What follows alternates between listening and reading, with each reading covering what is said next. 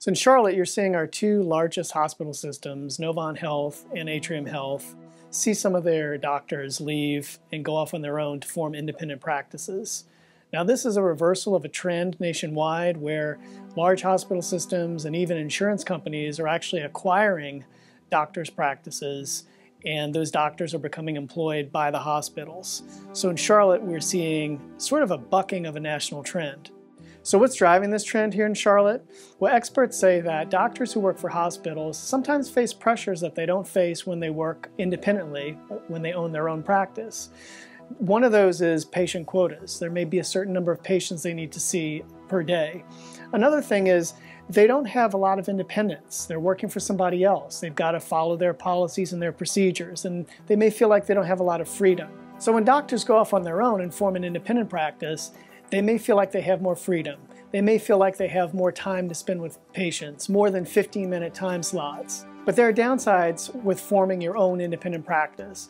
One of those is you're running a business that comes with a lot of pressure. There's a lot of things you have to do to keep a business going. You have to maintain payroll. You have to make sure that you're following regulations. There's a lot of responsibility there. And one of the reasons doctors have gone to work for hospitals and sold their independent practices is because they feel like they don't want to have to deal with all those stresses. They want to focus just on patients. So nationwide, we've seen a trend of more and more doctors being acquired by hospital systems. That's a trend that experts say is going to continue to happen. They don't see that slowing down.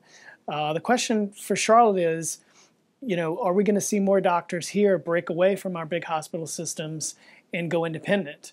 But what we've seen over the past year, at least, is some doctors want their own freedom and they're willing to leave the hospital systems and go off on their own to get that. So what does this mean for consumers? Well, experts say that when doctors go off on their own and form their own independent practice, it could lower costs for consumers. Why is that? Well, the bigger the hospital system, the more clout they have with insurers. They can negotiate bigger reimbursement rates. But there are downsides potentially for going to an independent doctor as a patient.